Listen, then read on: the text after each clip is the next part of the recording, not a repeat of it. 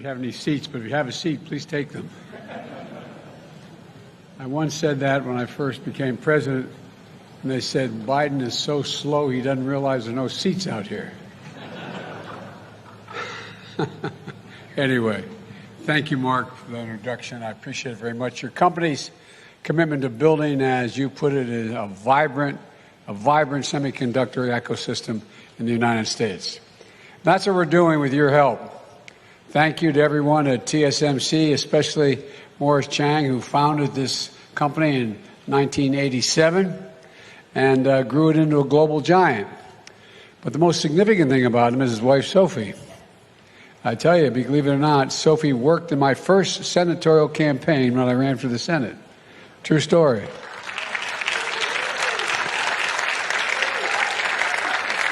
So I owe an awful lot to this company. We had a lieutenant governor named S.B. Wu and his wife Kathy were on my staff, and they got her involved. And so I want to thank her very much for that. Mayor, thanks for welcoming us to your city. And Gov, you and I are different sides, but we see and share the same vision as Arizona is a hub, literally a hub for technical change that's going to take place. And that's well underway. Governor-elect Hobbs, is she Governor-elect Hobbs here? I don't think.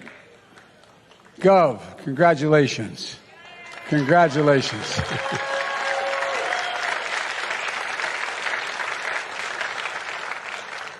Well, I tell you what, you're starting off in the right place. This is going to be an incredible asset to the state of Arizona. A special thanks to the incredible Arizona Democratic members of Congress who flew out with me today from Washington. Senator Kelly, you deliver for Arizona every single day, including on the CHIPS and Science Act, which will bring jobs to this state and would not be law without you. And that's not hyperbole. Arizona is lucky to have you fighting for them for the next 6 years. And Gabby Gifford, a great friend, is here as well. When I gave Gabby the Presidential Medal of Freedom this summer, I said she was one of the most courageous people I've ever known. People of Tucson elected her to the Congress 3 times because they trusted her, they believe in her, and she's the embodiment of that core American trait. Never, ever, ever, ever give up, and she never does.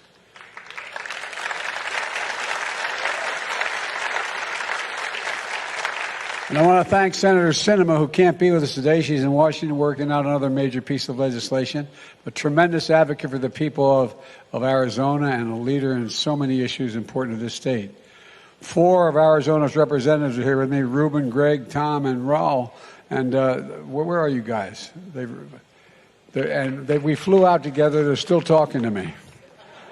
Anyway, thank you, gentlemen, very much for all you've done to get us here today. And champions for their constituents working to build an economy that doesn't leave anyone behind. Gina Raimondo is an outstanding Secretary of Commerce, a fierce champion of U.S. industry, especially in semiconductors.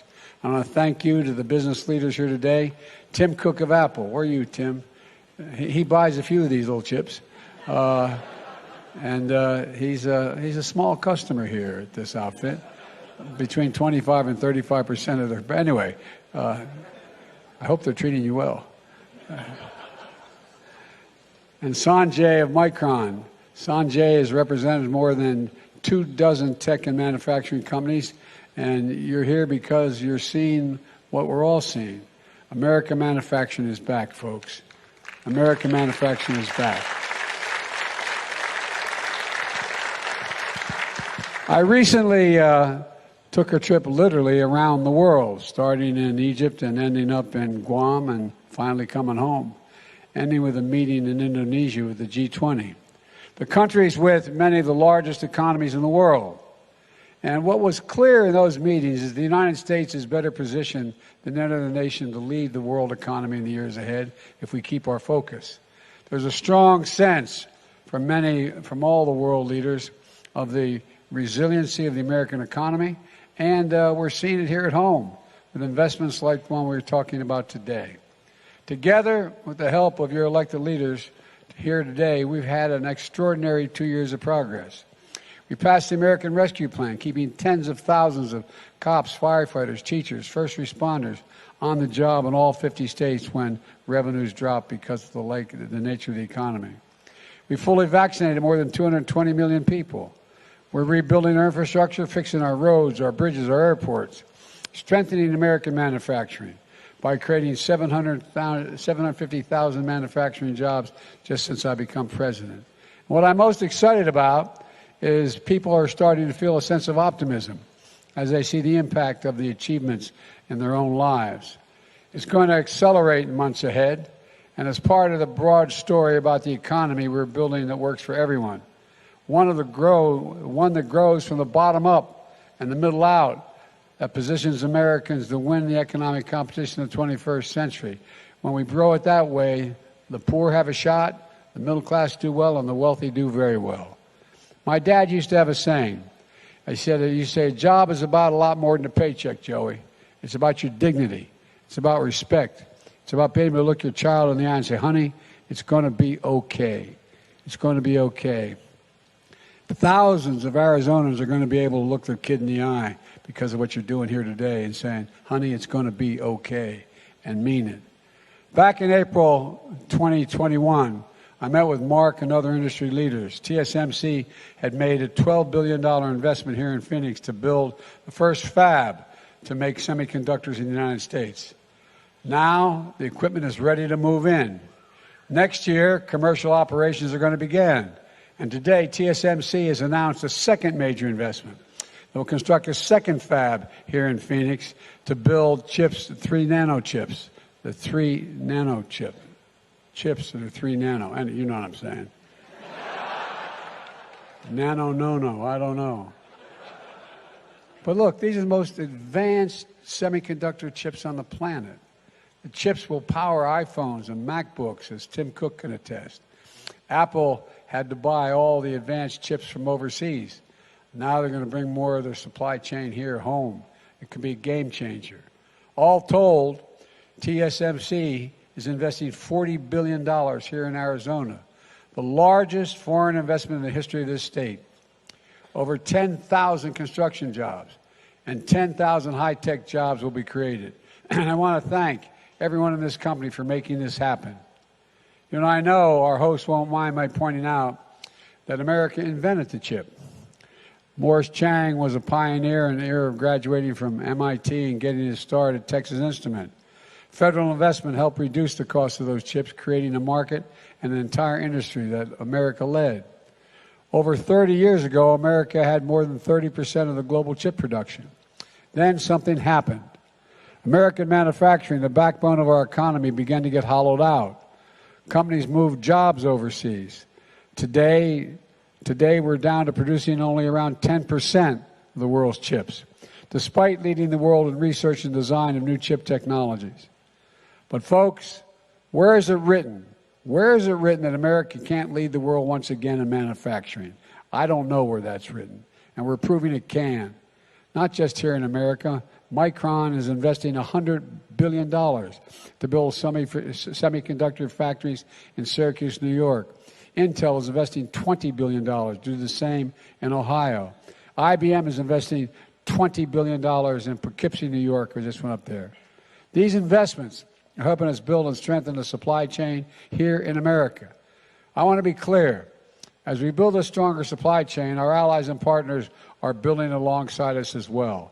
Some of the companies here today are customers that are going to buy these chips made here. Some are suppliers that are going to help make these chips. And they all depend on a strong supply chain. That's why we're doing what we're doing here in Arizona matters across the country and around the world.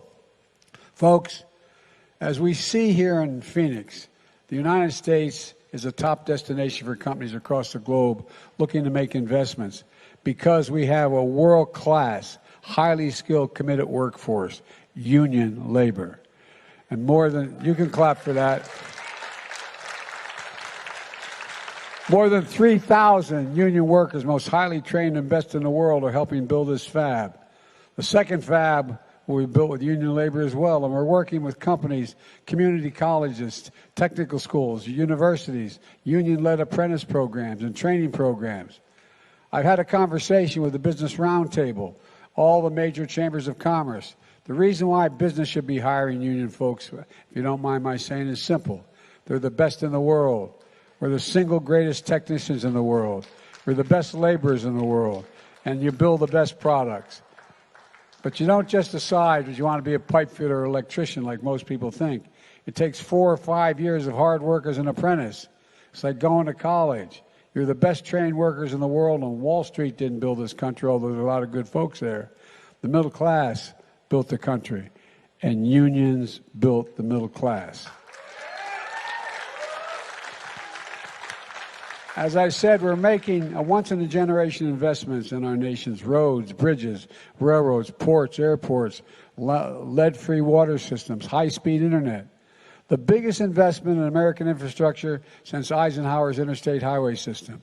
And here in Phoenix, we're building a new taxiway for Sky Harbor Airport to cut down how long planes wait to take off and arrive at the gate after landing. We're making flying in and out of Phoenix smoother and more economic. We're building a pedestrian bicycle bridge across the river in South Phoenix, extending light rail to connection families in South Phoenix with jobs and opportunities downtown. Down the road in Buckeye, Core Power is making lithium-ion batteries to power electric vehicles and electric grid storage. It's a $1.2 billion investment. It's going to create thousands of good manufacturing jobs, 90% of which don't require a college degree, and yet you get a good wage. And we're replacing Phoenix diesel buses with new models powered by clean energy to significantly reduce pollution, especially for the folks getting on and off of those buses. Diesel exhaust can really make people sick. That's why we've been helping school districts all across America electrify their school buses to help kids avoid childhood asthma.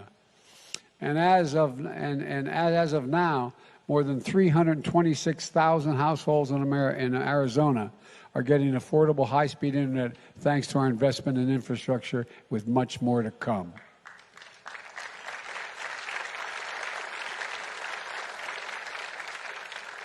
When Arizonans see the big picture in your hometowns, cranes going up, shovels in the ground, workers with hard hats, I want you to feel the way I feel. Pride. Pride. We can do, what we can do together is just anything, virtually anything. Folks, here's the bottom line. Our approach to building the economy of the future is from the bottom up and the middle out, and it's working. We've added jobs every single month of my presidency, 10.5 million new jobs, 750,000 of them manufacturing jobs. Exports are up, which means we're making things here in America and shipping the products overseas rather than shipping the jobs overseas to make things overseas and bring them back home. And we have much more to do. All this is why the economy grew 2.9% last quarter. And now inflation, the grocery store is coming down. Prices of things like clothing, televisions, appliances are going down.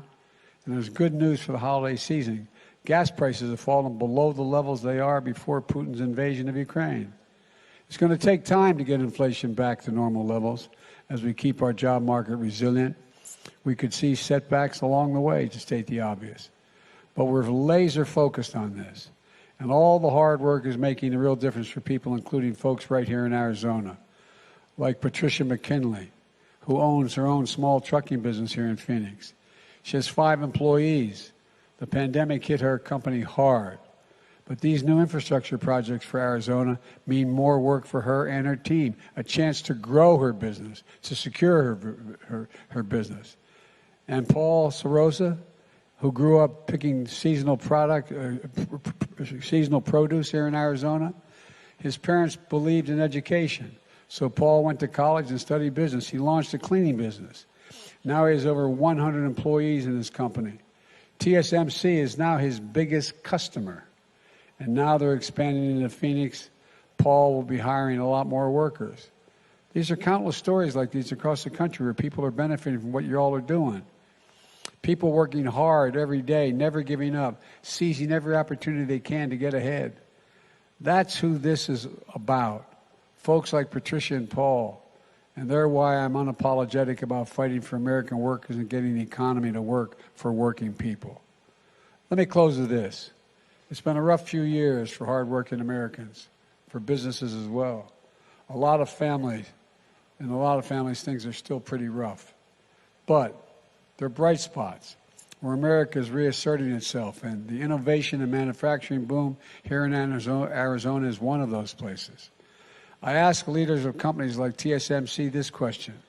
When the United States decides to invest considerable resources in a new industry that we need to build up, does that encourage business or to get them in the game, or does it discourage them? The answer is it encourages them. Federal investment attracts private sector investment, creates jobs in industry, and it demonstrates we're all in this together. And that's what today's about. I've never been more optimistic, and I mean this, I've been around a long while, as you can see. But I've never been more optimistic about America's future, and I really mean that. Never. We're building a better America. We just have to keep going, and I know we can.